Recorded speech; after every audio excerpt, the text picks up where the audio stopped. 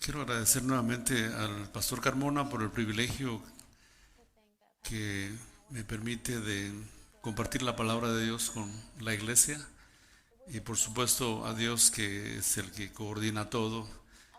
También reconozco con gratitud esta oportunidad. Vamos a abrir nuestras Biblias, mis hermanos, en 1 Samuel capítulo 2. 1 Samuel capítulo 2. Versículos 12 al 36. 1 Samuel capítulo 2, versículo 12 al 36. Esto es parte de la historia de un hombre llamado Elí. Elí era uno de los profetas del tiempo en que Israel vivió, un líder espiritual en la vida del pueblo judío. Y el Antiguo Testamento describe a Elí como un hombre que servía a Dios, un hombre que tenía dos hijos que también eran sacerdotes.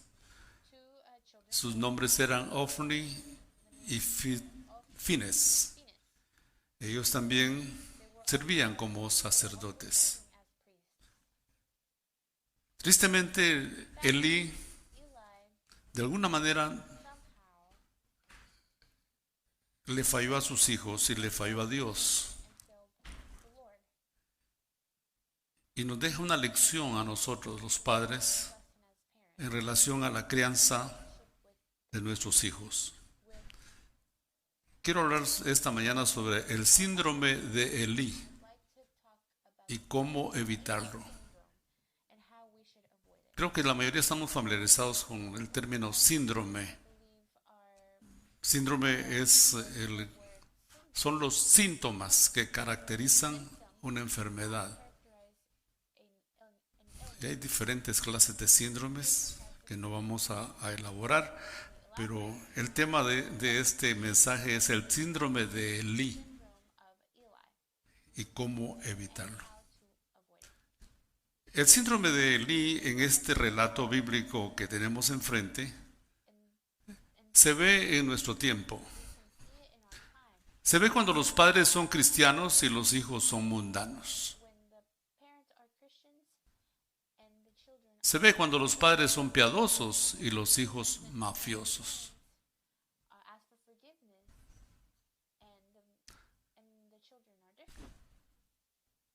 Finalmente, la responsabilidad de apartarse o no del Señor es de los hijos. Aunque los padres den mal ejemplo, no justifica que un hijo se aparte de Dios. No puedes culpar a tus padres que porque ellos hacen esto, tú también lo haces. Es cierto, la influencia es poderosa y fuerte, pero al fin y al cabo cada uno dará a Dios cuenta de sí mismo. Tuve un caso de consejería donde un joven adulto vino con un problema de adicción al alcohol y en la recogida de datos le pregunté, ¿cómo empezaste a tomar? Y él dijo, mi papá tomaba. Y le dije, te pregunto a ti, ¿cómo empezaste tú a tomar? Y dijo, bueno, el ejemplo de mi papá. Y seguía. Y le dije, me parece que tienes la intención de culpar a tu padre.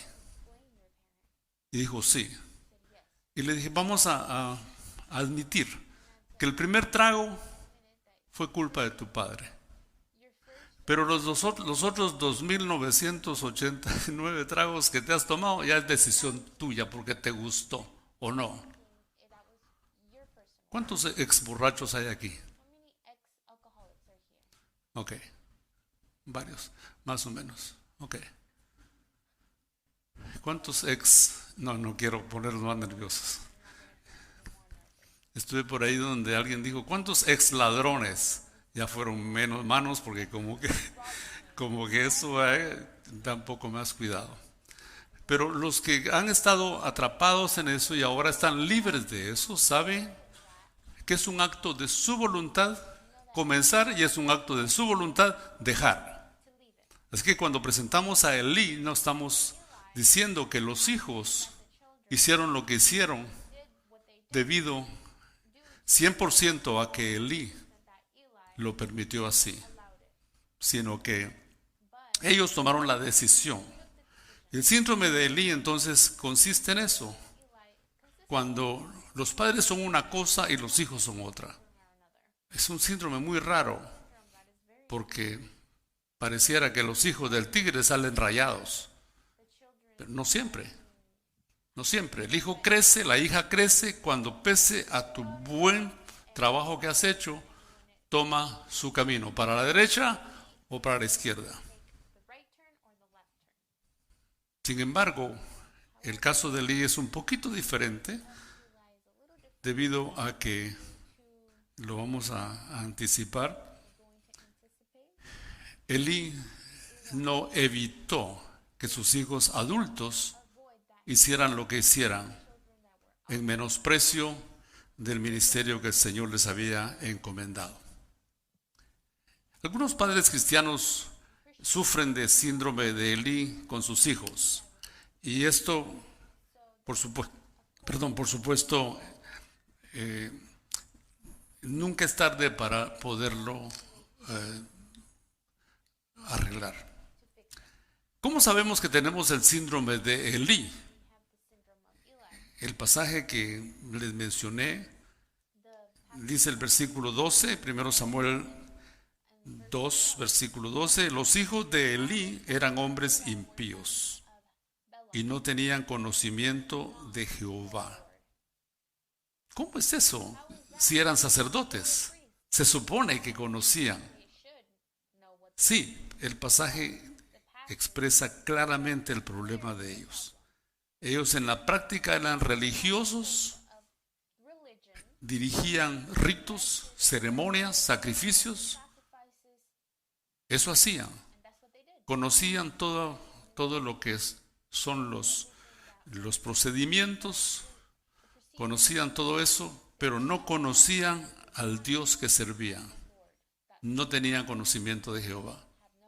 Y aquí hay una bandera roja que se levanta para los que servimos al Señor.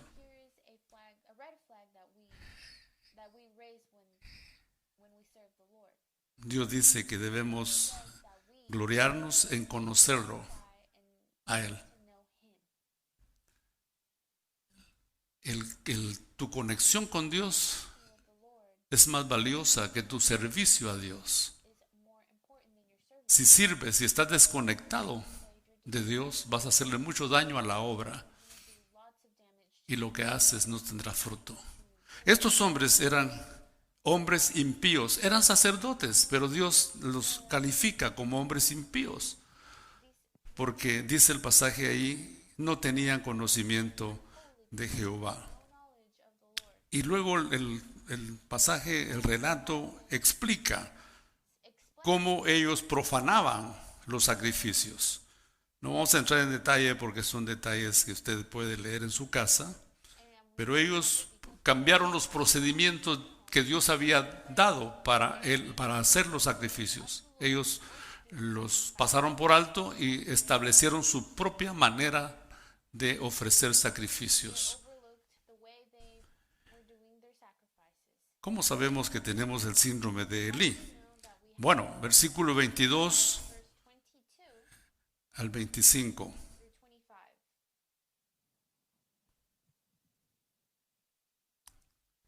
Versículos 22 al 25.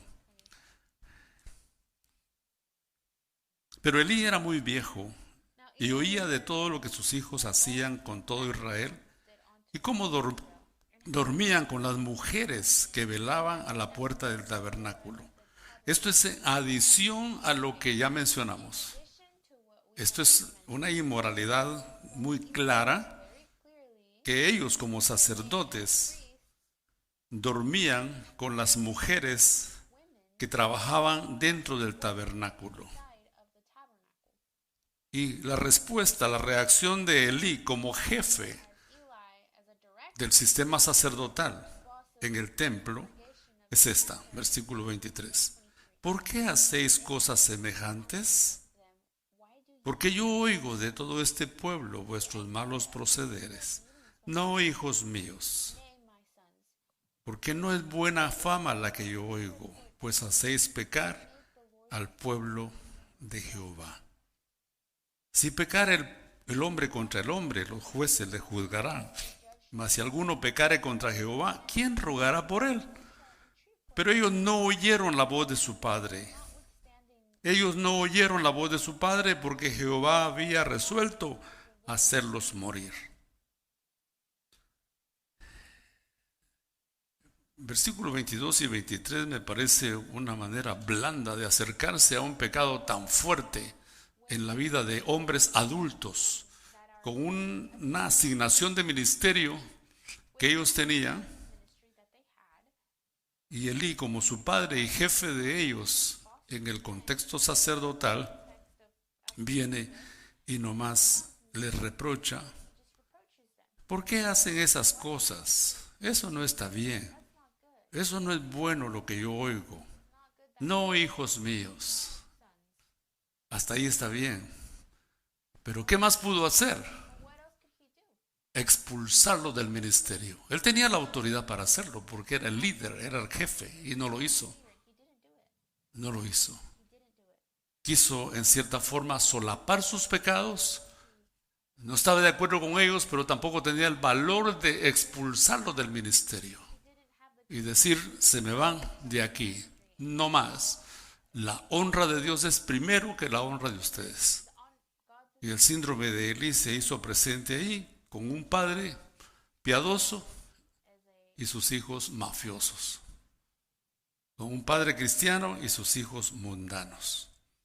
Entonces, cuando ya no tenemos autoridad sobre nuestros hijos, el síndrome de Elí, esos síntomas están apareciendo en nuestra vida. Hay hijos que se jactan de su desobediencia a sus padres. Hay hijos que con su conducta traen vergüenza a sus padres. Yo les animo en esta mañana, hijos e hijas, no importa la edad que tengan, recuerden lo bueno que sus padres les han enseñado, el buen ejemplo de sus padres. No hay un padre perfecto, el único perfecto está arriba. Pero nosotros tenemos que recordar la manera como nuestros padres nos han enseñado. Y si no nos han enseñado nada bueno, todavía sí tenemos la responsabilidad de honrar a Dios con nuestra vida. Versículo 29 del mismo capítulo, el reproche de Dios dice, le pregunta a él a Elí, ¿por qué has hollado mis sacrificios y mis ofrendas que yo mandé ofrecer en el tabernáculo y has honrado a tus hijos más que a mí? Es el reproche de Dios para Elí. Has honrado a tus hijos más que a mí. Y el síndrome de Elí se presenta cuando consentimos a nuestros hijos y los ponemos en el primer lugar, y el primer lugar ya está ocupado. Ese lugar le pertenece a Dios. Dice la palabra en Proverbios 29 que el hijo consentido avergüenza a su padre. Así que tenemos, mis hermanos, que tomar esta historia como una campana de alerta y revisar nuestro papel como padres y como madres para poder guiar a nuestros hijos. Hay momentos en que tenemos que ser firmes con ellos, no importa la edad que tengan. Yo sé que cuando los hijos se casan, la cadena de mando se rompe y viene la cadena de consejo. Pero nunca debemos de cerrar nuestra boca de expresar a nuestros hijos, aún a nuestros hijos adultos, pedirles su consentimiento. ¿Me permites darte un consejo? ¿Me permites darte mi opinión sobre esto? Dios dice esto y esto y esto. Para que nuestros hijos reciban a través de nosotros la guía que necesitan. Ahora, ¿por qué se da en nosotros el síndrome de Elí? Bueno, porque Elí obviamente falló en enseñarles a sus hijos a amar, a respetar y obedecer a Dios. El versículo 2, capítulo 2, versículo 23 y 24 claramente lo presenta. Él prefirió la honra de sus hijos que la honra de Dios. A veces tratamos de prevenir a nuestros hijos que vivan las consecuencias de sus actos y minimizamos y suavizamos la caída de ellos, tratando de servirles como una base, como un colchón para que no sufran por las consecuencias de su pecado. Hermanos, el pecado tiene consecuencias, lo haga quien lo haga. Dios amaba tanto a Adán y a Eva. Sin embargo, cuando ellos cruzaron los límites, Dios cumplió lo que prometió. Dios los expulsó del huerto. Es más, puso en la entrada una espada que se revolvía por todas partes para evitar que ellos volvieran e intentaran regresar a su lugar de privilegio que tuvieron. Nuestro modelo de paternidad es Dios. Y tenemos que ser amorosos con nuestros hijos, sí, pero firmes. Y dejarlos que vivan sus consecuencias. En otra parte del mundo, donde ustedes ni tienen idea, el hijo de un pastor de unos 14 años, el hijo, andaba uniéndose con otros compañeritos y en esos ideas que se dan uno al otro, le dijeron, ¿por qué no nos metemos al 7-Eleven y vamos a comprar? Y dijo otro, pero no tenemos dinero. Dijo, pero podemos meternos en las chaquetas las cosas. Era tiempo de frío, llevaban sus chaquetas y es cierto, llenaron sus chaquetas de chocolates y dulces y bebidas y todo, y salieron. Sí, salieron, todos, menos el hijo del pastor. Porque cuando quiso salir el guardia de seguridad, dijo, detente, ¿a dónde crees que vas? Y lo trajo y los demás corrieron. El hijo del pastor estaba avergonzado y le preguntaron, danos el número de teléfono de tu papá, vamos a llamarlo. Y el padre pensó que su hijo estaba en la escuela, a donde debería estar, pero él andaba haciendo sus travesuras. Ahora, aplausos para ese padre. Ese padre llegó al 7-Eleven y dijo, no se preocupe, ¿cuánto es? Y dijo, no, vamos a procesar a su hijo. Y llamaron a la policía. Llegó la policía y dijo, bueno, vamos a pasarlo a la corte civil que hay aquí. Y tuvo que presentarse el papá con su hijo. No, el hijo no era ladrón, solamente una travesura de los muchachos teenagers.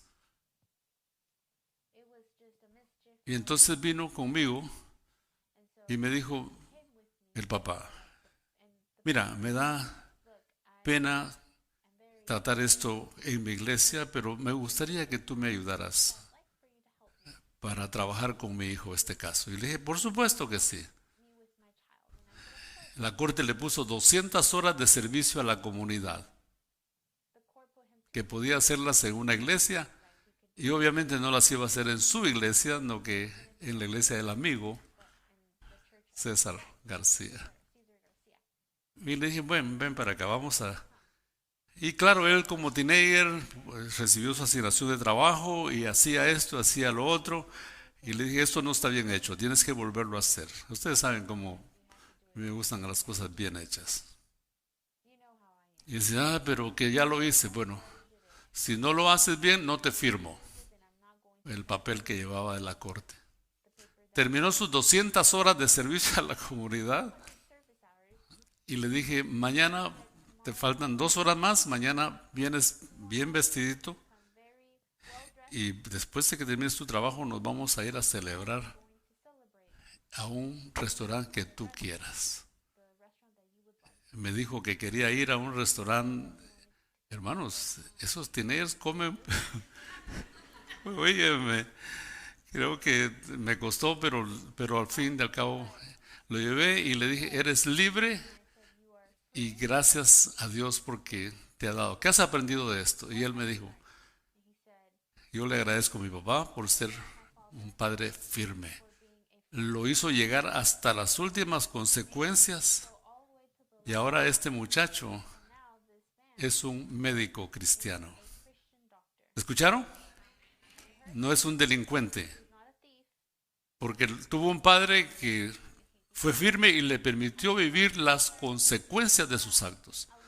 Padres, no se pongan de colchón para que sus hijos no vivan. Ay, pobrecito. Es que él sufre de discriminación, pastor. Él tiene heridos sus sentimientos. Es que es un trauma que traemos de generación en generación. Olvídate de todas esas falacias. Sé firme. Sé mano de hierro, guante de seda. ¿Saben lo que digo? Firme pero cariñoso, tierno. Así son las cosas, blanco y negro, no pueden ser de otra manera. Eso no fue lo que Elí hizo. Por eso sus hijos hicieron lo que querían y ya vamos a ver lo que pasó. Bien. Pastor, me avisas cuando sea el tiempo de bajarme porque ya se me olvidó cuánto predicaba antes. En la otra iglesia yo predico hasta las 4 y la gente no se va. No tengo otra iglesia, así que tranquilos. Muy bien, terminemos aquí. ¿Cómo podemos evitar entonces en nosotros el síndrome de Elí? De alguna manera ya lo dijimos. Tenemos que instruir con nuestra boca, pero también con el ejemplo. El ejemplo. Lo que decimos no es tan fuerte como lo que hacemos. El hijo necesita ver tu ejemplo, papá, tu ejemplo, mamá. Esta niña también era una teenager, unos 13 añitos. El papá le dijo en la sala, ya te dije que no me gusta que te metas a la sala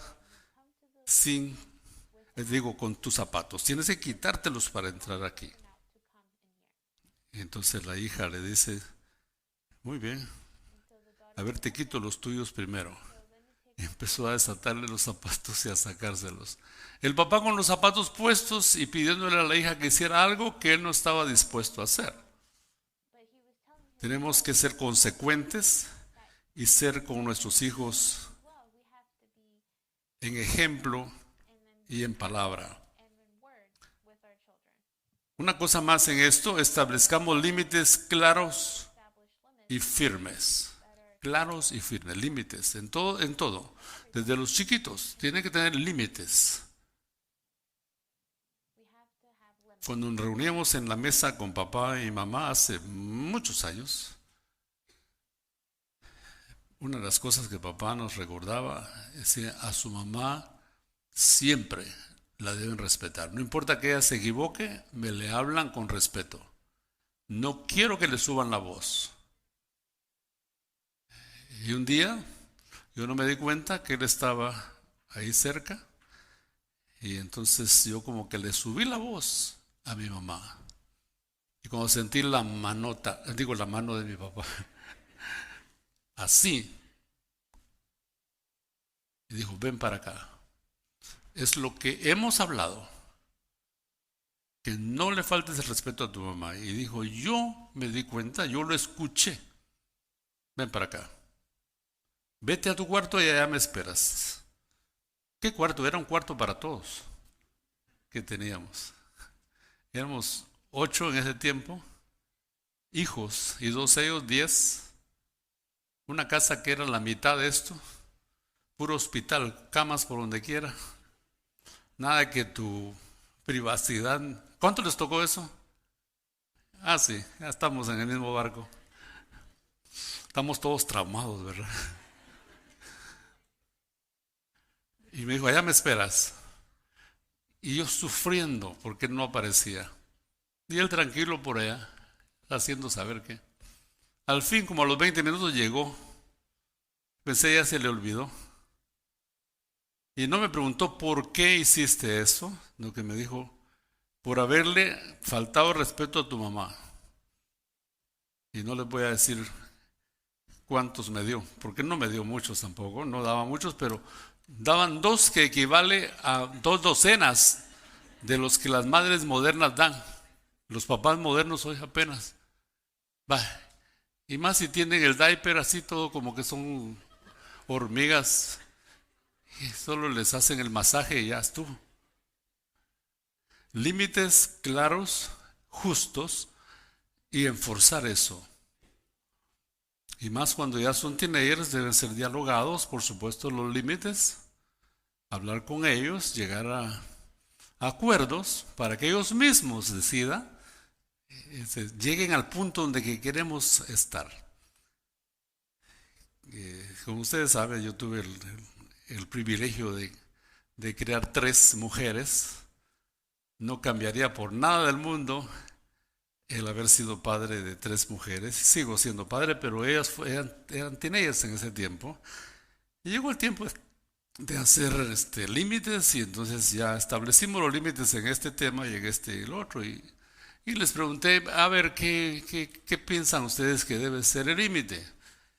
Y ellas dijeron, bueno, papi, creo que podemos venir a tal hora, porque era el tiempo que podían salir con sus amigas y regresar. ¿Y sabe qué? Yo tenía un límite más grande todavía, más amplio, y ellas regresaron con uno más chiquito. Y dije, ay, qué bueno. Pero entonces llegó lo que siempre hay que decir, ¿qué pasa si violas los límites? Decidan ustedes, como eran gemelitas, decidan ustedes, hay regreso. Y me fui a dar la vuelta, y entonces al regresar ellas tenían ya su ABC. Mire, papi, si nosotros violamos estos límites, usted es libre de hacer esto y esto con nosotros.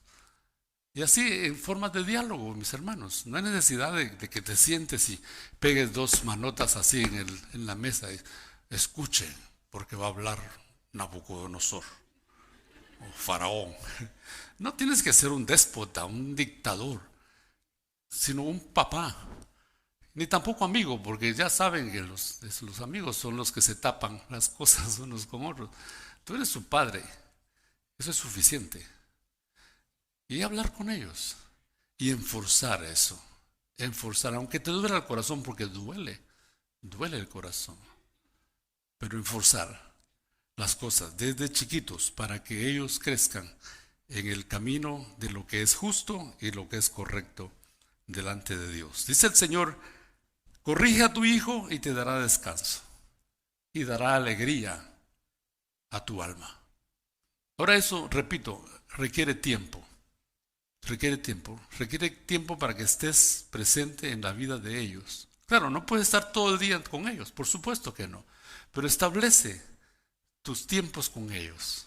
Establece tus cenas con ellos. Establece tu tiempo de conexión familiar, en el tiempo que están todos sin prisa. Y tu teléfono llévalo hasta el fin del mundo, llévalo lejos, porque reunirse para estar todos con su teléfono, eso no es reunión familiar. Llévalo lejos para que puedan dialogar, puedan hacer intimidad el uno con el otro. Y así entonces en ese contexto, en ese ambiente, podrás influir a tus hijos en una forma natural, en una forma en que ellos vean, como decíamos anoche, así alumbre vuestra luz delante de los hombres, dijo el Señor, para que vean vuestras buenas obras y glorifiquen a vuestro Padre que está en los cielos. Y termino aquí entonces diciendo que la oración por nuestros hijos es necesaria. No importa si tiene meses o es preescolar, escolar, teenager o es estudiante de la universidad, no importa. Aún si están casados. Mi esposa y yo tenemos una lista de oración y ahí están nuestros hijos, nuestros nietos, hasta nuestros yernos están ahí. Los metimos también. Chute, que es uno. Ahí los metimos. También ellos necesitan el apoyo espiritual. Y también esa es otra historia, otro tema. Otro día regresamos a hablar de los yernos. Pero también se puede influir en ellos para bien. Oremos por nuestros hijos. Si tienen el gozo de tener una esposa, un esposo, tomen sus manos y oren por ellos. Oren por el futuro, por el matrimonio de sus hijos. Pero pastor, si apenas está en mis brazos, pues no, nunca es tarde, nunca es temprano para empezar a orar por la vida de tus hijos. Yo quiero cerrar aquí en una forma un poquito triste este relato para ver las consecuencias de lo que pasó, porque tal vez ustedes que están oyendo por primera vez esta historia están preguntando, ¿qué pasó con estos perversos? ¿Qué pasó con estos hijos sacerdotes que no honraron al Señor ni a su padre? Bueno, dice el versículo 32, capítulo 2, versículo 32, cuando el Señor le mandó a Elías este mensaje, le dice, verás tu casa humillada mientras Dios colma de bienes a Israel, y en ningún tiempo habrá anciano en tu casa. Y sigue el versículo 33 hablando también de eso. Y el versículo 36 también, el que hubiera quedado en tu casa vendrá a postrarse delante de él por una moneda de plata y un bocado de pan, diciéndole, te ruego que me agregues alguno de los ministerios para que pueda comer un bocado de pan. Pero si esto no fuera todo, mis hermanos, no fuera poco o no fuera mucho, el capítulo 4, versículos 15, termina dramáticamente, tristemente, esta historia. Era ya Elí de 98 años y sus ojos se habían oscurecido, de modo que no podía ver. Dijo pues aquel hombre a Elí, yo vengo de la batalla, he escapado hoy del combate. Y Elí dijo, ¿qué ha acontecido, hijo mío? Y el mensajero respondió diciendo, Israel huyó delante de los filisteos, y también fue hecha gran mortandad en el pueblo, y también tus dos hijos, Ofni y Fines, fueron muertos, y el arca de Dios ha sido tomada. Siga escuchando, mi hermano. Y aconteció que cuando él hizo mención del arca de Dios, Elí cayó hacia atrás de la silla al lado de la puerta, y se desnucó y murió, porque era hombre viejo y pesado, y había juzgado a Israel 40 años. Continuemos, 19. Y su nuera, la mujer de Fines, que estaba encinta, cercana al alumbramiento, oyendo el rumor que el arca de Dios había sido tomada y muerto su suegro y su marido, se inclinó y dio a luz, porque le sobrevinieron sus dolores de repente. Y al tiempo que moría la nuera de Elí, al tiempo que moría, qué tragedia. Mire, cómo esto tuvo unas consecuencias funestas, horribles, muriendo los dos sacerdotes, muriendo Elí en forma vergonzosa, una caída, desnucado. Dios se lo había anticipado, porque has honrado a tus hijos más que a mí. Por eso un Dios justo, un Dios que nos hace vivir consecuencias, y esto es lo que el Señor quiere que nosotros evitemos el día de hoy. Yo sé, mis hermanos, que el ser papá, el ser mamá es una tarea muy, muy desafiante. No difícil, no imposible, pero es una tarea desafiante, muy desafiante. Y yo quiero en esta tarde cerrar aquí este tiempo desafiando a los papás, a las mamás, a ser ejemplo de sus hijos y no apartarse del camino del Señor. Y quiero también desafiar a los hijos a ser obedientes a sus padres y seguir el ejemplo de sus papás en la fe, en el amor, en el servicio al Señor.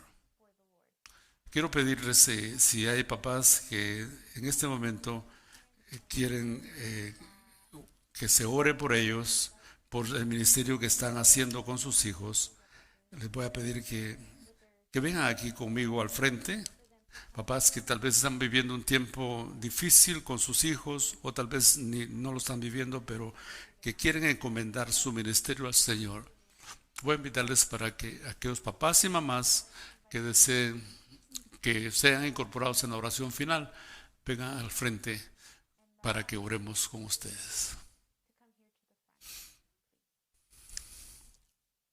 Y si hay hijos, los hijos de los que estén pidiendo al altar, que quieren acompañar a sus padres, están bienvenidos. Arrodillémonos aquí en la presencia del Señor para dejarle a Él esta oportunidad de ministrar nuestras vidas y seguir fortaleciéndonos y guiándonos en este proceso de la educación de nuestros hijos.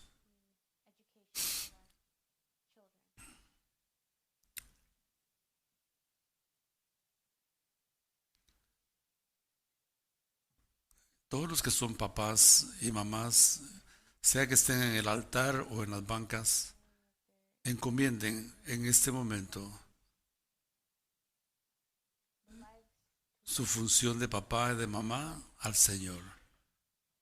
Y si el Señor está mostrando en este momento de hacer ajustes, hágalos sin miedo. Si vienen de Dios, Dios estará con ustedes. Él les guiará en este proceso.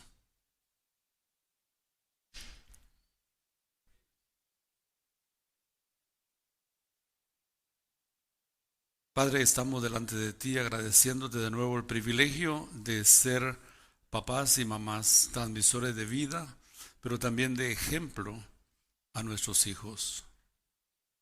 Sabemos que el único papá, el único padre perfecto está en los cielos y eres tú.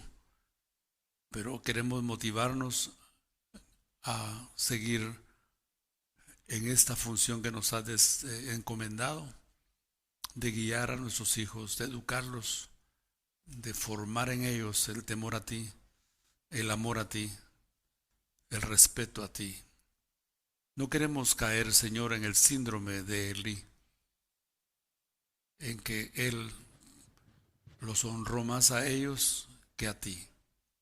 No queremos fallar en eso, Señor. Queremos ser llenos de gracia y misericordia, pero también firmes con ellos, estableciendo límites justos y amorosos para que crezcan equilibradamente en el camino. Señor, yo bendigo en el nombre de Cristo a cada uno de mis hermanos y hermanas que vinieron al frente para reconocer que sin ti es imposible. Sin ti nada somos. Reconocemos que tu palabra, tu espíritu tiene los recursos suficientes para poder continuar en esta tarea que nos has dado de ser papás y mamás y guiar a nuestros hijos, a la generación que nos has dado, en el camino de la vida eterna, en el camino de honrarte a ti en todo lo que ellos hacen. Posiblemente haya papás que estén pasando tiempos de crisis aquí, mamás, matrimonios que están confundidos, perplejos, tristes o desanimados con sus hijos, sus hijas. Pon en ellos, Señor, un toque de esperanza y de consuelo y también una nueva luz en su mente y corazón para que guíen con confianza a sus hijos en esta etapa difícil en que están pasando. Los encomiendo a ti, Señor, y a tu gracia, en el nombre de Cristo Jesús, nuestro Señor y Salvador. Amén. Dios les bendiga, mis hermanos, que tengan un tiempo de mucha bendición para sus vidas.